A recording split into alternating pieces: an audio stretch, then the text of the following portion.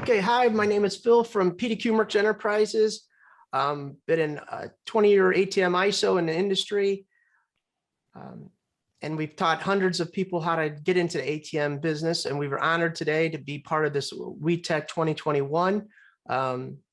With the help of Shiloh, we put together a panel we can help you guys in the industry. And so what we're going to do now is I'm going to introduce some of our lovely panelists, and then they're going to tell a little bit about themselves, and we'll start the conference from there. So thank you guys very much for being part of WeTech 2021.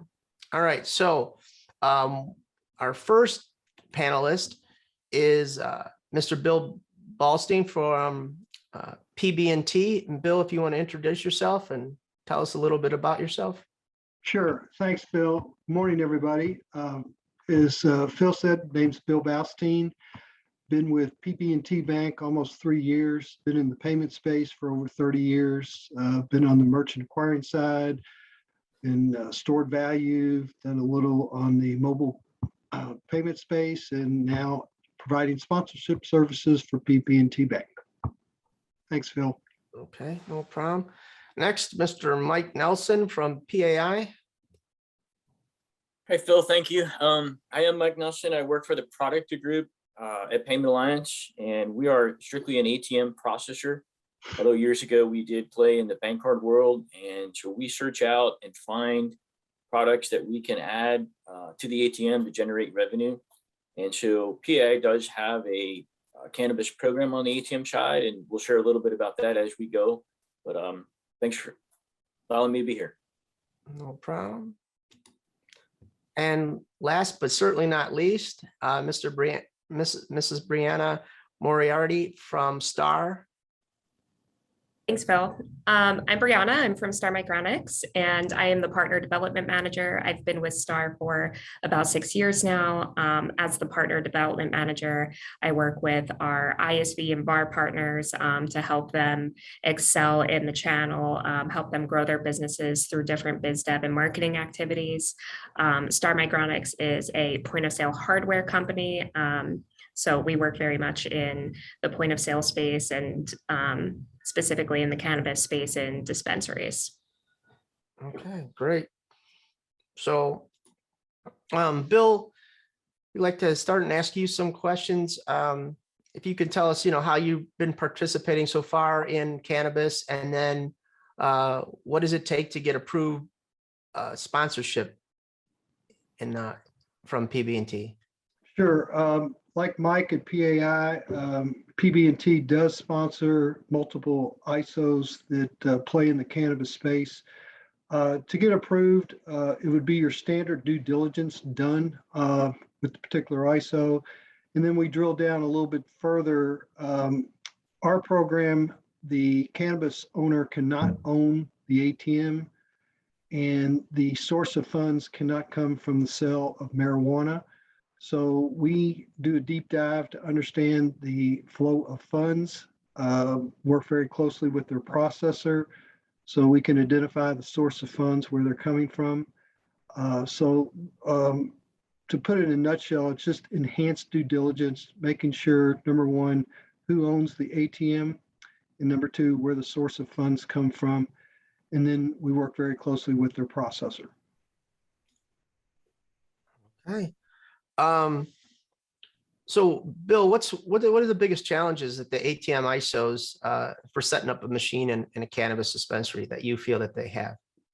I think the biggest challenges, and I don't even think it's close, is finding a source of funds. Most everything else is pretty boilerplate, and that's probably the biggest challenge. We've had some of our ISOs actually go out to the investor community. So when you want to embark on this, keep in mind traditional banks are not going to make funds available for this type of application. So I think by far that's the biggest challenge. Okay. And then when you call on a dispensary, what's a big challenge that you see or you heard about when the ATM operator is calling on the dispensary? Talk about opening up a can of worms. I'm sure everybody out there is familiar with cashless ATMs or script.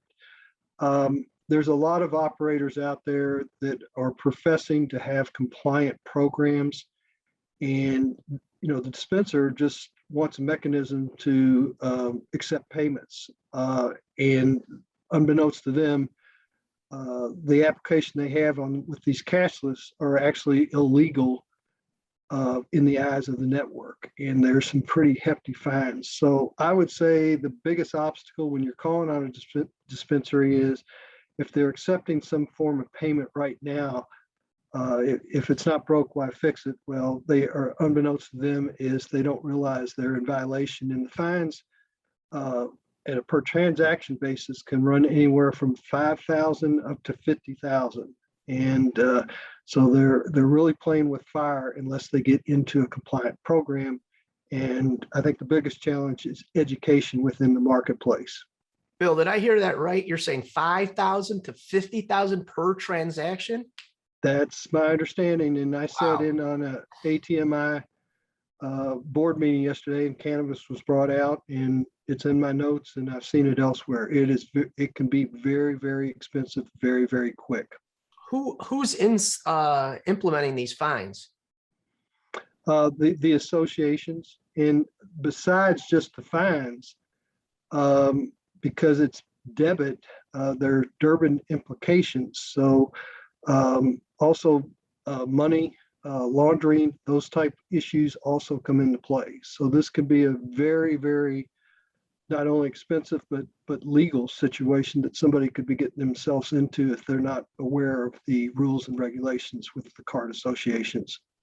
So these cannabis dispensaries are thinking they're doing everything above board, correct? Somebody came in and told them they could put these point of banking systems in or script machines, and they think everything's up and up. And then lo and behold, somebody bamboozled them. I don't know what the word, but bamboozled them and say, hey, this is above board. But in fact, it's a violation of Visa and MasterCard rules.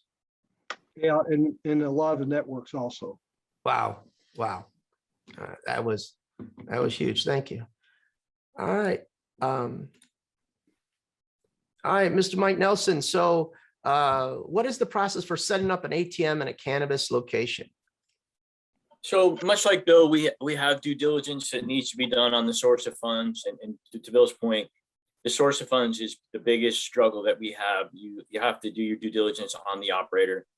And I think the problem comes in is what people don't realize is most of these medium-sized cannabis locations can go through $25,000 to $30,000 a week. And so you get 6 or 7 of these in the ground, and all of a sudden, you're beg borrowing and getting cash anywhere you can. And that does become a little bit of an issue. We do require a documentation in our system. And to Bill's point, the cannabis owner cannot own the ATM. He cannot be the source of funds for the ATM. We also can't make deposits at an ATM. Why that rule came in there, I don't know. No one would ever put an FI bank machine in a cannabis location for deposits, but it is one of the written rules that we do have. And so that's the process for us. We do some monthly due diligence. We do send some reporting over to Meta as additional information on these cannabis locations. So it's not super hard. Going back to Bill's point, what is super hard is dealing with the script machines. And we're at a crossroads right now, and those fines are correct that Bill put out there. Visa is very, very, very active in the forefront right now. They're kind of slamming their hand on the desk, and they're threatening. And this isn't anything that's new. I mean, these rules have been around since script machines were illegal back in the 90s. The law was written that way. And if you go back and look at it, what guys need to understand is, and everybody wants to make an argument as to why a script machine is okay. Every sponsor bank and every agreement with a sponsor bank defines what an ATM is, and a script machine is not an ATM. And so that's where we start to get into the very gray area. We've been learning and policing and starting to gather data around script machines. And, we're kind of in a situation where we know we have them, we know they're out there, and we're kind of waiting for Visa to drop the hammer down and put some penalties out there and put some fines out there, because we can tell you not to do it. We can all agree it's against the law. We can say, hey, don't do it. But until someone really starts to drop the hammer and force it, it's just going to be an idle threat. And so I do think that's coming. Visa has gotten very aggressive on it, even from our side of the fence. They're hammering on our sponsor bank, and we're being asked to provide data and dig, and we are. And so it's tough to compete with that. But I think it's going to be good for the ATM operator, because I do believe the script machines will slowly start to get ratcheted in, and we'll get some good ATMs back in these locations that need to be in there. All right. Are there any requirements from owning and loading an ATM in a cannabis location? It's just the owner can't operate the machine. He can't be the source of funds. He really can't do anything with it. And the reason around that is just to go back to anti-money laundering laws. I mean, if you listen to Bruce Renard's presentation earlier, you've got cannabis locations that have just, hundreds of thousands of dollars sitting there because they don't have a bank account that they can get them in. And so when you start to mix these kind of settings together, it becomes a little bit rough, and they don't want to take cash that's, out there and throw it in an ATM. So the location owner cannot be the source of funds or operate that ATM. Okay. And then, last question would be, you're dealing with a lot of cash, but it seems like some of the armored car carriers or the cash couriers, they won't deliver. That's a true statement? And do you have any idea why? It's a true statement. And the reason really is the cash couriers are all mandated at a federal level. And at a federal level, the federal government still doesn't recognize this is cannabis as a viable option. And so there's a lot of things that are working through the government right now that may make this better, but there are very few banks that are state chartered individually that operate within that state that also operate in the armored car business. And so the armored vehicles and companies are all mandated at a federal level. And so they look at the cannabis side and say, we're not doing it. And their number one answer is anti-money laundering. We just don't know. We don't want any part of it. And so they won't go. And I think if we get some legislation to change in the next 6 or 7 months, I think you may see some of the smaller armor companies jump up and maybe start to do some things, but it's going to take some legislation change to get the armored companies to get into the space, just from the liability standpoint. Wow. Hey, if this has been helpful so far for everybody in the audience, if you guys could put 1 in the chat, just to let us know that this has been helpful so far. And okay, Brianna, you're up. What are some of the challenges you have seen dispensary owners face regarding point of sale equipment? Yeah, so I mean, we talked about dispensary still being kind of a cash only business. I would say that that's probably one of the main challenges. And anyone that's kind of familiar with the dispensary space knows that, people are using loopholes to try to find ways around that, running transactions as gift card transactions, and then using that to pay for the cannabis purchase. So that's a huge issue. Another thing that I've found more recently as online ordering is becoming more prevalent in the cannabis space is that inventory needs to be something that dispensaries are really paying attention to and investing in dispensary software. Inventory software, it's just like any other online ordering scenario, whether it's retail or restaurant. If you place an online order for something and then you get a message that what you want is out of stock or there isn't enough of it, it's going to create a poor user experience, especially if you're thinking in terms of medical marijuana, where, that person might need a certain, strain or a certain amount of their cannabis to ease pain or anxiety and those kind of things. So it's really all about the user experience, especially in our kind of post-COVID world. I think those are some of the challenges that dispensaries might be facing today. Okay.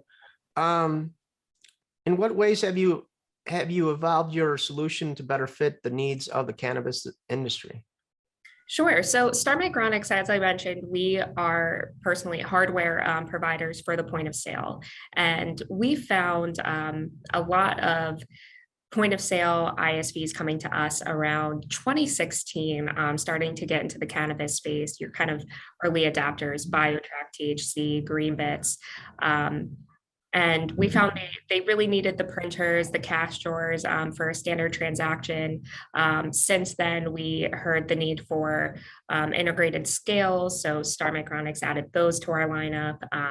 We do tablet stands and kind of the whole solution to make it very clean. Again, dispensaries are all about the user experience. So that comes down to being able to seamlessly find the right product that you're looking for to the transaction and it looking very sleek. Outside of just the hardware, again, I see online ordering really growing in this space with services like Dutchie, for example. Other smaller ISVs are coming into the space with that, inventory management. And then I think self-service is going to take off in the space. If anyone on our panel today has ever been to or heard of Planet 13, it's located in Vegas and it's currently I think the largest cannabis dispensary in the US today. It's very different than how your smaller independent dispensaries operate, whereas it's almost like a bar. You go up and you have your bud tender and you tell them what you want and they kind of pick out the right strain for you. At Planet 13, it's all self-service because the space is so huge. So you place your order on a kiosk and you get a number and a wait time. And when your wait time is up and your number's called, you go up and get your product and check out. In the meantime, in this building, you can go to the bar across the hall. You can hang out and talk to other employees. So it's really becoming an experience rather than just a retail space. So that's kind of how our solutions have evolved and how I think other solutions are evolving in the space to make it a better user experience. Okay, so do you think, okay, so if I walk into a location, the experience right now is I don't know what I'm doing and then people advise me, but you think it's going to progress to the more of a self-service, like that location in Vegas? That's pretty much the way of the future, all self-service. Yeah, I think there will definitely be that option available for the people that kind of come in and know what they want. If in smaller dispensaries, it's very commonly known that they only allow so many customers in the dispensary at a time so that a bud tender, if you will, can pay them attention and make sure that they're getting the right product they need. So if you come in and you know what you want, but some other people don't and are taking up the space, you're forced to stand outside and wait when you could just be standing outside and placing your order through a self-service kiosk and getting, someone to put that all together, make the transaction and be on your way. Do they right now, is there options for to-go? That to me would be like a to-go situation. Do they have options like that right now? Absolutely. I believe Dutchie, they are probably the largest online ordering provider in the space. They provide options not only for online ordering through dispensaries for delivery, but also curbside pickup.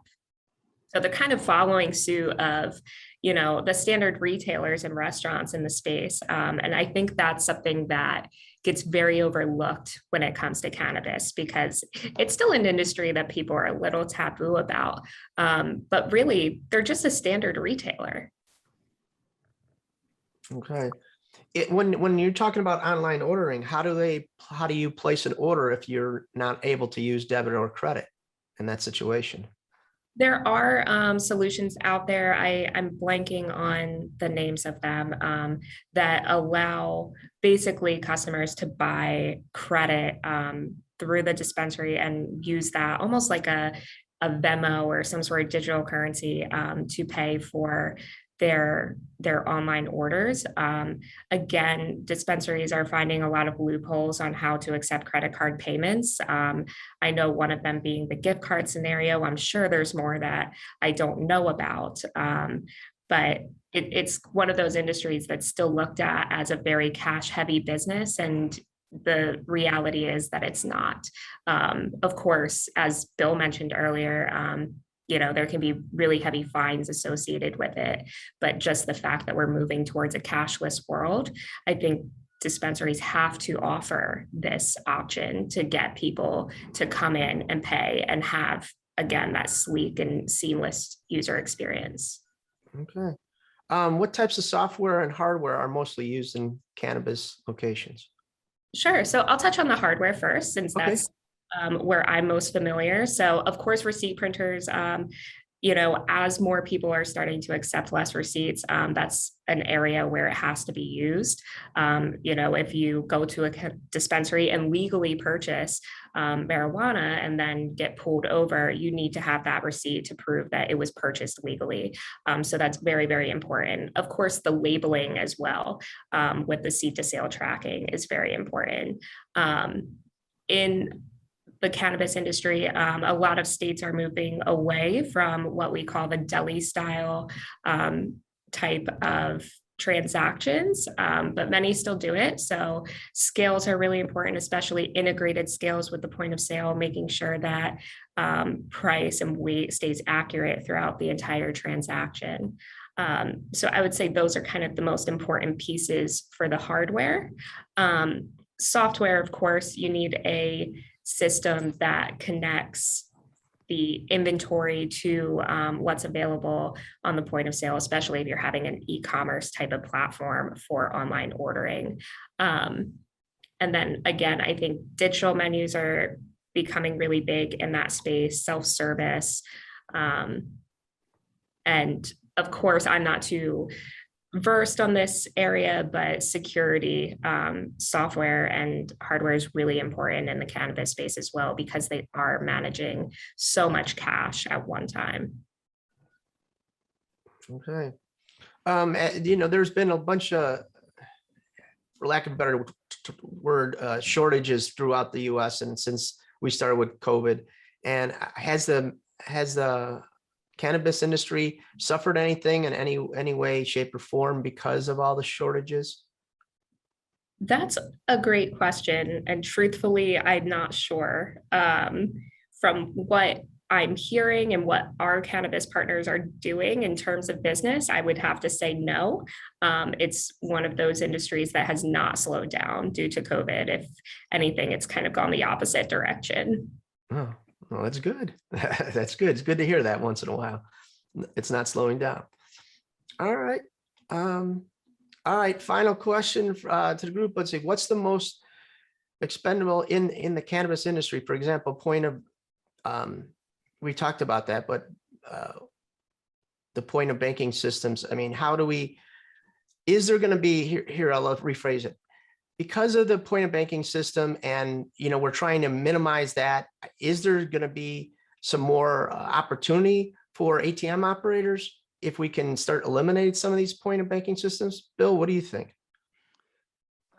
I think if you have a compliant program like PAI and some of our partners that currently have it, I think there's some great opportunity because you don't have the a shadow hanging over you that I'm not compliant, those type things. And like Mike said, it appears that the associations are really going to start clamping down. So I would say yes.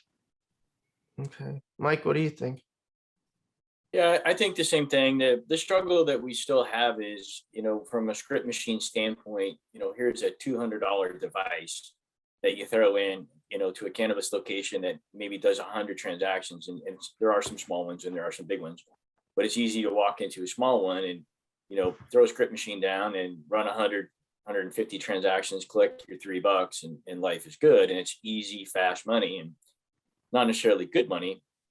But I do think as Visa ratchets their stuff up and steps are taken and we get the script machines off the street, and we're not going to get them off the street 100%. They're going to go back to the drawing board. They're going to come up with another way, it's just how that progresses. But I do think we will see more ATMs popping up. I do think, here in Florida, I have a few that we service and it's amazing to me. And again, they go through $30,000 to $35,000 a week in these locations. So it's staggering to me the amount of money that's flowing through there. So I do think as the industry gets cleaned up, there's more opportunity for ATM partners to get in there. States, they're legal. Whether the federal government's ever going to make it legal, I don't know. We'll kind of see over the next 6 to 8 months what's going to happen on that side of the fence. And Brianna, you being in the POS side, I mean, you see probably a lot of opportunity for new creative programs so they can try to get rid of the cash and get more of a credit type of either a wallet or a credit or gift card or something. So you see a lot of that probably to complement your POS system, huh? Absolutely. Of course, we manufacture and sell cash stores, so we don't want cash to go away. But unfortunately, that's just the way the world's moving. I personally never have cash on me anymore. So while I think ATMs definitely have their space and their opportunity because of the fines that could be associated with taking credit card transactions in the cannabis market, they're going to have to kind of follow suit and make accommodations for the people that prefer not to carry cash. Okay. All right. At this time, we were going to go to the audience and see we have any questions. Let's see if I can get in the chat.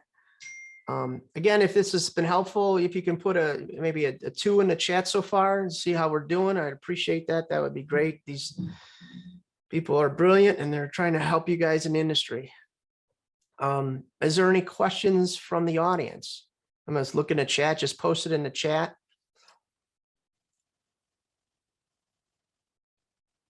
Looks like there's a couple chats out there, Phil. Okay, let me do this. I don't see.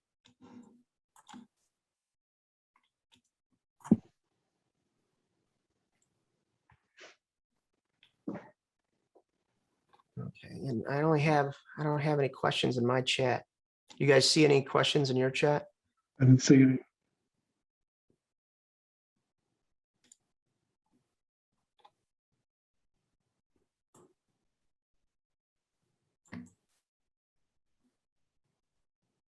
I don't see any questions. No questions.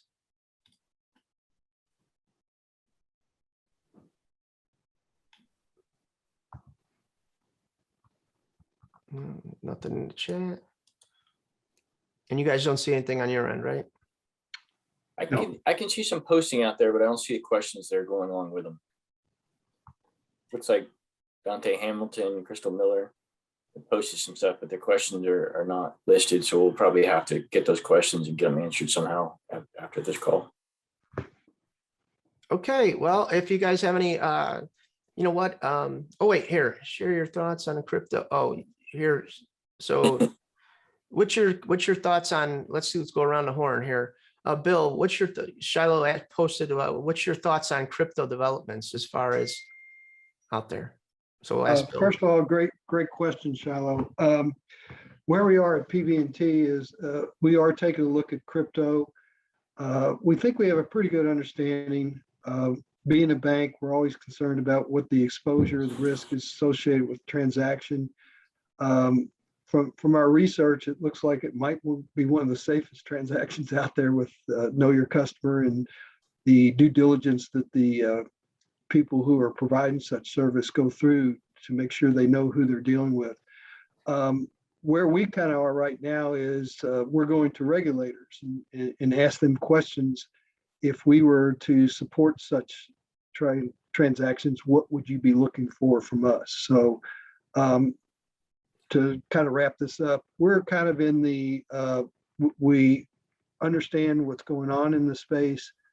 And we're kind of at going to the regulators and asking them, okay, if we do this, what would you be looking for from us from a due diligence standpoint? So we're not there yet. Being in sales, I'd like to say, yes, let's do it. But really, it's checking with the regulators what they would require from us. All right. Mike, or is PAI operating any crypto? And if you are, how's it doing? We are, and we love crypto. It's been one of the things we were very scared of in the beginning. We evaluated our partners, and we got a partner that would do KYC and due diligence and AML and take care of FinCEN for us.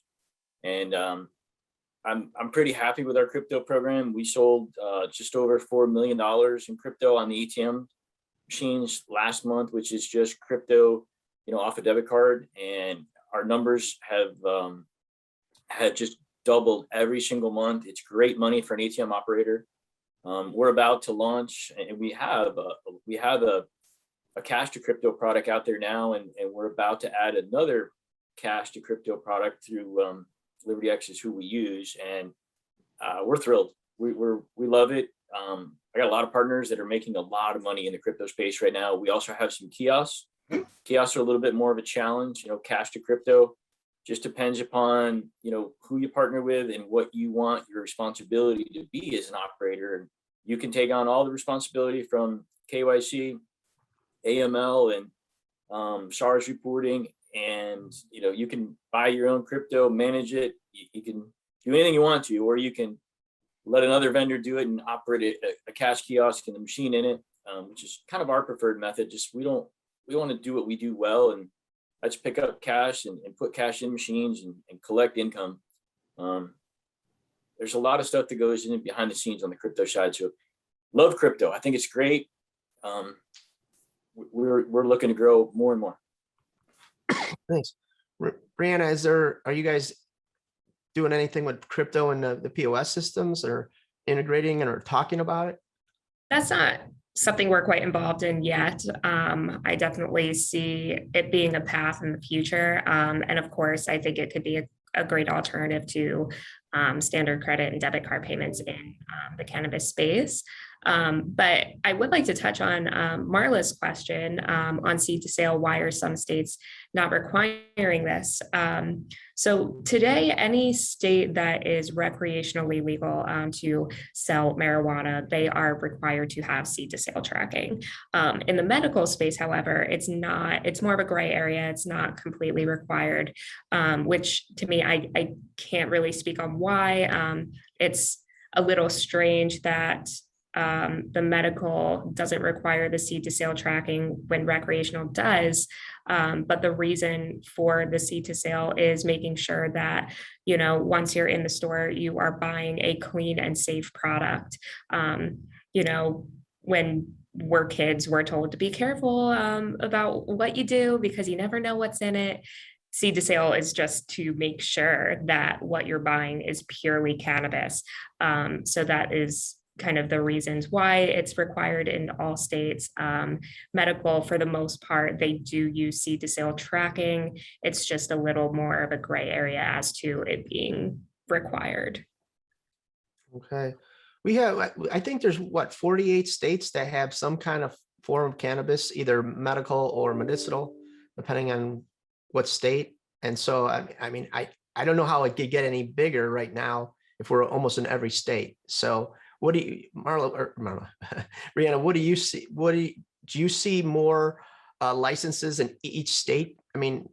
Is that what you see right now? Is that the new trend, or?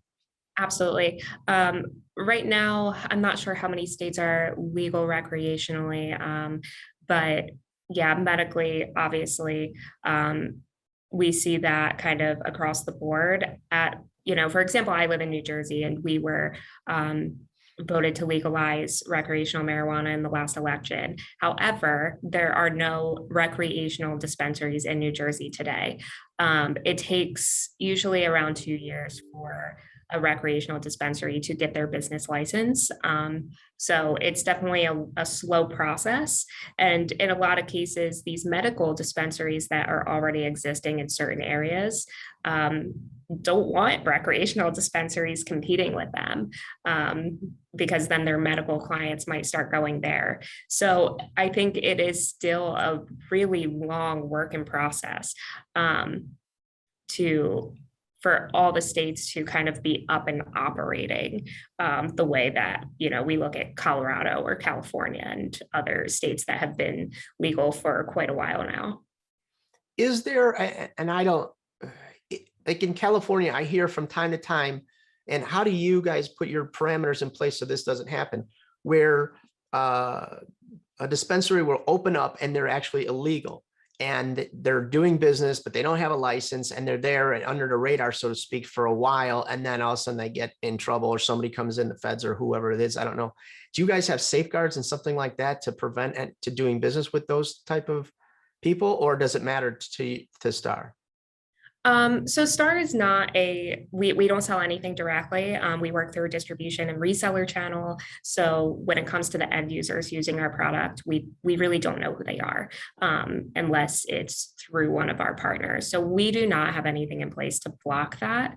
Really with Star product, you can go on Amazon and find our printers. So if an illegal dispensary really wanted to use our product, they could. Of course, we do not condone that. And I don't really have the information to say how they get away with it. Yeah. Okay. All right. I was just curious. I do see from time to time that they're, they raided a dispensary in California. I was like, well, how does that happen? And then I hear, well, they were just a makeshift. They popped up and they were in business for 6 or 8 months and then they got in trouble. So just curious. Very interesting. All right. I think that we got any more questions from the audience?